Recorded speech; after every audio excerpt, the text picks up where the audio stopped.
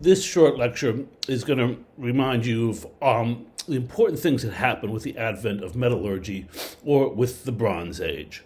We've touched on some of these concepts here and there so far, but I want to bring them together because at this point, we're going to start talking about different civilizations all around the world. And with the advent of metallurgy, these societies get far more complex in their structure. And so in general, how we want to think about this is, since the last ice age, we all remained hunter-gatherers for a while, although there was an emphasis on water sources because the glaciers were melting and more fresh water was coming into the sea and producing different environments, ecosystems for the fish. So then we start farming, and that's the Neolithic phase, which is different at different places in the world. And then there's metallurgy, and it begins with the Bronze Age. And that's when we start seeing these complex social organizations. And what we get is social stratification. Now, this is what we live in. This is how our society is organized. But prior to this, remember, as hunter-gatherers, they lived in bands, small groups of nomads. In the Neolithic, they live in villages. But they're self-subsistent villages. That is to say, there's no real market economy. People just produce what they need to eat. They make their own foods, etc. And if there's any social stratification, it's very little. It's probably like a chief or a tribal leader. And it's usually not passed down from one generation to the next, like through a royal family. But instead, the leadership would be gained from great acts of warfare or something. But with bronze, everything changes, and we get socially stratified societies. Basically, some people are on the top, some people in the middle, and some people on the bottom. We see it for Egypt here on the left, where the pharaoh was basically the god on earth, and there were dynasties in the ancient Egypt. We'll talk more about this when we get there, and and you were born into your position, and so that's one of the differences in a stratified society is that a prince or a princess does not have to earn his or her rank. They just get it from birthright. In the middle, we see the Indian caste system that was into effect till quite recently. And this is, there's some people in the bottom, some people in the middle, some people in the top. The Indian caste system, CASTE, that's the way what it's called, was pretty strict. You couldn't do any jobs that weren't assigned to your caste. You couldn't marry outside of the caste. So you were, stuck in your group. There was no going up or down. There was no fluidity. And as a matter of fact, I was in my lifetime, not that long ago, that the first untouchable in India was elected prime minister or president there. And so these things are still there's still remnants of it. And on the right, we see our type of society, capitalist stratification, in which basically money makes a difference. And there's very wealthy on top, and as we get poor, we go down, down, down, down. As I said, one good thing about the capitalist system, however, is that it's quite fluid, right? If you make money, you move up. You lose money, you go down. And that's one benefit of it, although, all of these have benefits and negatives to them. Now, what brings about this social stratification? Well, it's a great extent, it is craft specialization. Now, once again, craft specialization is the concept of having a job that requires all of your time. And if you're making metal, like we see here, we see some bronze objects, you can't eat these. So there has to be a market somewhere where you can go and exchange these for food goods. This is with the sort of society we live in. I specialize in education. and we require so much education in our society for specialization that look, you guys are in your 20s or late teens, early 20s, and you're still learning. That's pretty late for most species, but we live in such a complex society now that it requires that. Here we see some bronze weapons on the left, some swords. I'll talk about these types of swords later on. They're quite interesting. The ones in the center with the handles. And then just other, things on the right. The one on the lower right is, in fact, that's a steel blade, but it's in a copper sheath and handle. At the end of the Bronze Age, no, I shouldn't say steel. I'm sorry, an iron blade. We'll see some iron come in a little bit before the Iron Age, but in general, that was made during the Bronze Age, and we can see that weaponry is quite important. And that's another thing that metallurgy allows, which is you can very quickly make a lot of weapons because you can make them in molds. I'll show you that in 1 second. And once you can pour some metal into a mold and then just wait for it to dry and dump it out and pour another one, you can start making some very efficient weapons very fast. And you can start arming large groups of people. And that's basically what happened. So in addition to the social stratification, the market economy brought about a lot of weaponry. I will add one more thing that happens is the rise in bureaucracies. Now, let's go back to just the simplest idea of these markets. I say a market economy. Don't think of that in the modern terms. Think of it just in the sense that there's a market, there's a place to go where people could exchange things. And as we'll see, these markets can be controlled in different ways. But somebody has to come in and say, well, listen, we're going to say a bushel of grain is worth 5 pieces of gold or something. It has to be established. And frequently are these bureaucrats who do this have a religious backing to them. And so, people have to govern how the market's being operated, and that requires bureaucrats. And bureaucrats are in some ways craft specialists themselves. And now back to the smelting. Okay, so to make bronze, we need copper on the left and tin on the right. The copper isn't that hard to find in the Mediterranean, and in general, it's not too difficult. The tin, however, is a lot more difficult. For example, I specialize in the Mediterranean. We believe the tin comes from either southern England or Afghanistan. Now, metallurgists have figured out techniques by which we can start telling these things, where they're coming from. But we now know that there were some tin mines much closer to the Med than that, but they were exhausted in antiquity. And so it might not have been as scarce as we thought, but we didn't know about these till more recently. In any case, we get our copper and we get our tin, and this required you had to smelt these, right? You had to get copper ore or tin ore, and you had to cook it to a temperature where the metal would come out of the ore. We'll talk about that a little bit more in a moment.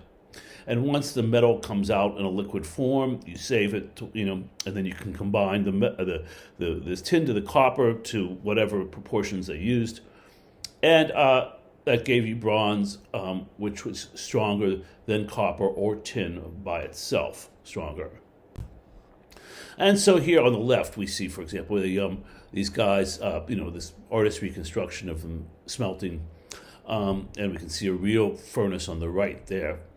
Just to give you an idea of or modern furnace, I should say, just to give you an idea of how hot this gets. They'll have to control pyrotechnics, their pyrotechnic abilities quite a lot here, and we'll come back to that. I just want to point out here, you see in the center that in the ground there, that's a mold for a sword.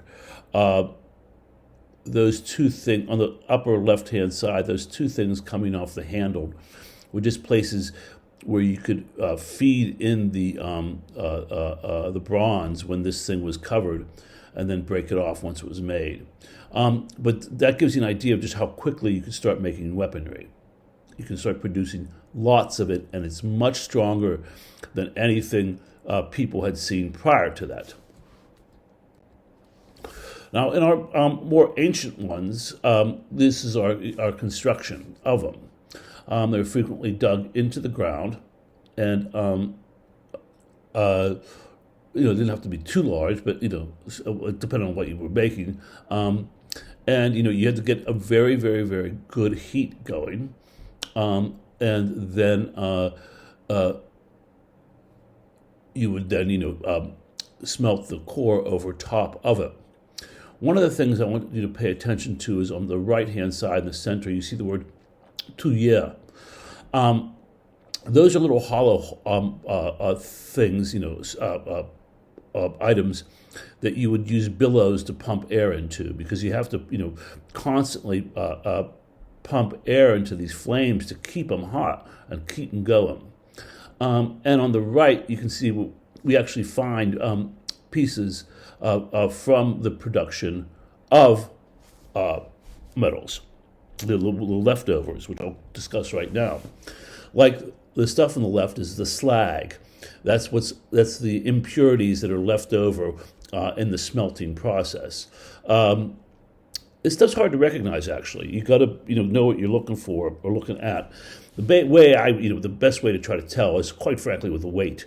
So when you're sieving through the soil and you pick up a rock that's pretty heavy, you set it aside because it might be slag, and then if you have slag, you have proof of metal production.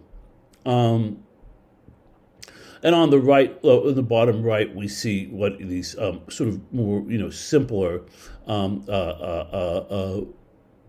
furnaces could do, right? And we see the tuyere in the color photo there, coming in on that little piece, coming in on the right hand side. On the top are actual tuyeres found on archaeological sites, frequently made of clay, or ceramic, I should say. So it's already been fired, so it can handle the heat.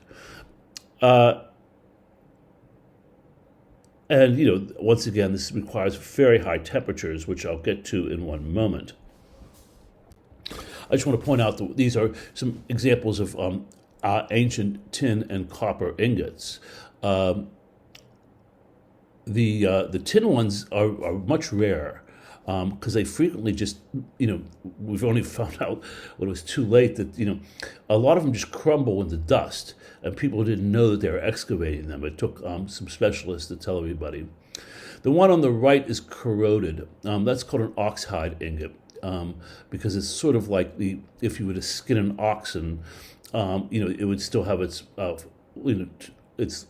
legs, right? And the skin would come off it. And so it would be shaped generally like this. As I'll show you in a moment, some of these ingots stick out, their handles come out much longer, so it makes them easier to carry in the four corners. I think I told you this already, but these things are quite heavy. These are really, really, really heavy. I've handled some of the ancient ones, and you try to pick them up and you just can't. I mean, half of one is still pretty heavy. And we have here in the lower left a depiction of Egyptians. Actually, they're visitors to Egypt, but in any case, it's an Egyptian painting. And the guy on the right there is carrying an ingot on his shoulder. And it's being bought as a gift to the Egyptian pharaoh. Well, in this case, it's the vizier of the pharaoh. Doesn't matter. It's because it's a lot of wealth. It's a lot of money, especially once it's been mixed. Another interesting piece of artwork to show you just how important these pieces become is this ingot god from the site of Enkomi on Cyprus. Here we have a map of Cyprus on the right, or the bottom rather. On the right-hand side is where the Bronze Age site of Enkomi is. This guy comes in late in the Bronze Age for Cyprus, but in any case, what's important is that he is a god. How do we know that? Well, he has a horn. He actually has a couple horns, but you can only see one in this shot.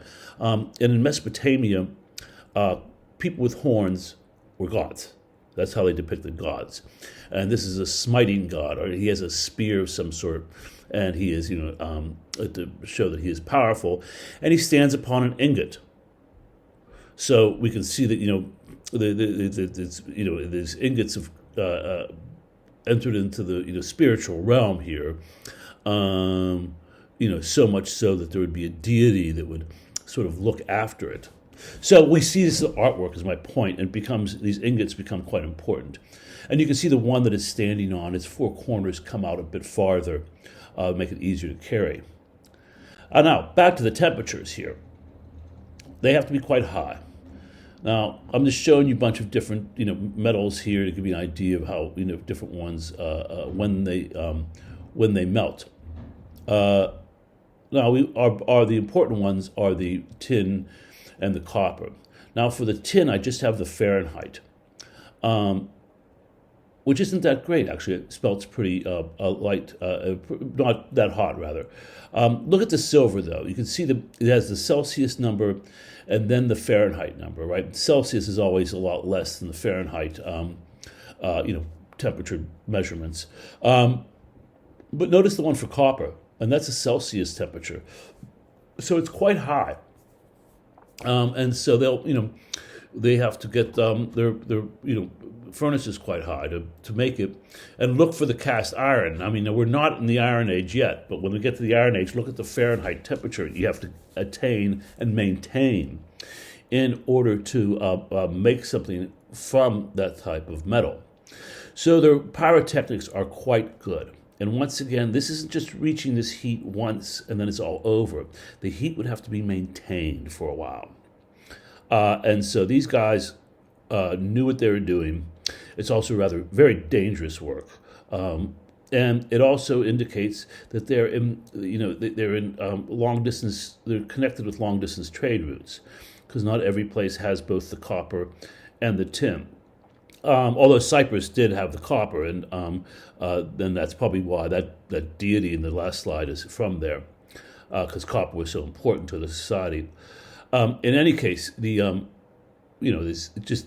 shows their technical abilities have changed quite a bit, and the idea of in archaeology of dating people or cultures or classifying cultures based on what sort of materials they use for weapons or what have you, for tools, was over a couple hundred years ago. A scholar in Denmark actually thought up these phasings of Stone Age and Iron Age and a Bronze Age, etc., Iron Age, etc., and we still use it as a general form of classification for different types of societies. Now, one other really important thing happens with the advent of metallurgy. This isn't absolute, but it's pretty common, and that is the beginning of writing. And this takes us back to the bureaucrats at the market. Not always, but frequently, these our first writings would be for bureaucrats to keep records. Once again, not always, and I'll show you an example right after this where that's not the case. But a lot of times that's what it's for. This is a very early cuneiform tablet here. Cuneiform just means a wedge-shaped writing. I'll talk more about it when we get to Mesopotamia. But it was a script that's been used longer than our Latin alphabet, shown on the upper right thing there. But notice those little holes, those circular things. Those, for example, I can't read cuneiform, but I know that those are numbers, right? And they're recording amounts. So this has to do with some sort of contract or some sort of record of amounts. It'll change quickly after that, but on the upper right, we see our Latin script. On the lower left, there's the Egyptian hieroglyphs I'll talk about. Or on the lower left is the Latin alphabet that we use, and the hieroglyphs in the upper left, and two other scripts on the right. So there's great variety in script writing, and when the languages take off, what's amazing is just how complex they are and how varied they are around the world. And we'll talk about this as we talk about these Bronze Age cultures.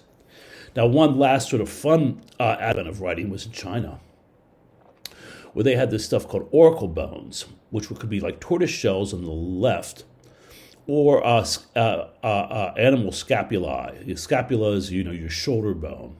And it was part of a sort of ritual thing called scapulomancy, ritual sort of more witchcraft.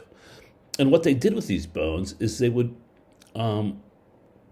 carve in answers to a question, right? So if you have a question, you want to ask the gods, you carve in potential answers to it over the bone or tortoiseshell, and then you put it over a fire. And when it cracks through that question, that's the answer.